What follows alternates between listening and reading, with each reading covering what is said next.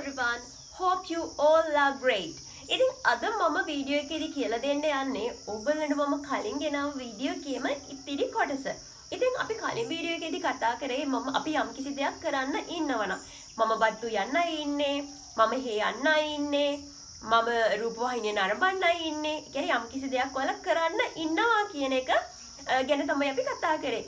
හැබැයි අද අපි කතා කරන්න යන්නේ අපි යම්කිසි දෙයක් කරන්නයි හිටියේ කියලා. අපි වැඩි කතා නොකර යමු වීඩියෝ එකට.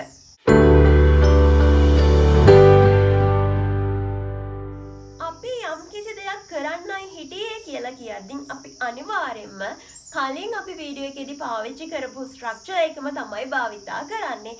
හැබැයි මේකෙදි පොඩි වෙනසක් වෙනවා.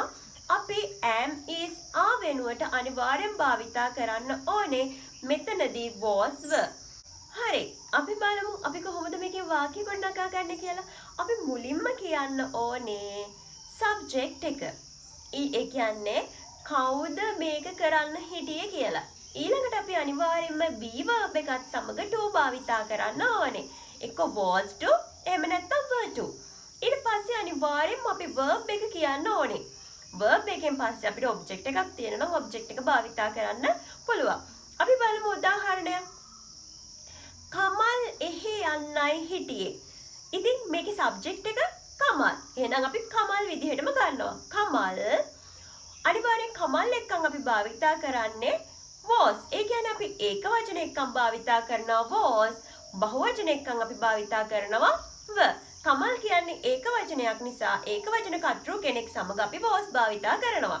Kamal was to. අනිවාර්යයෙන්ම අපි to දාන්න ඕනේනේ.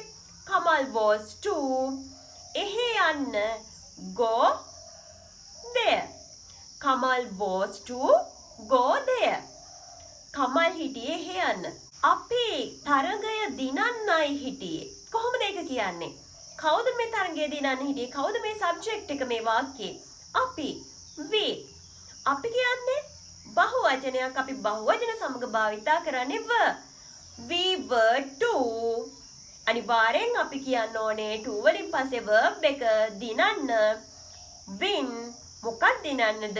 තරඟය the match. We were to win the match. අන්න ඔය විදිහට ඕගොල්ලන්ට පුළුවන් මම මේ කියලා දුන්න ස්ට්‍රක්චර් එක පාවිච්චි කරලා ඔයගොල්ලෝ යම්කිසි දෙයක් කරන්නයි හිටියේ කියලා කියන්න. ඉතින් මම හිතනවා ඕගොල්ලන්ට මේ වීඩියෝ එක ප්‍රයෝජනවත් වෙන්න ඇති කියලා. ඉතින් ඕගොල්ලන්ට පුළුවන් මේ මගේ වීඩියෝ එකට ලයික් කරන්න.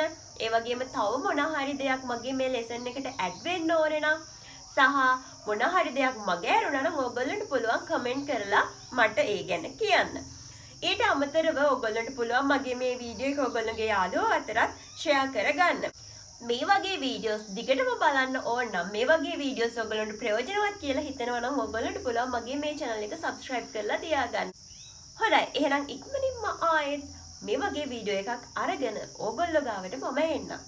Have a great day.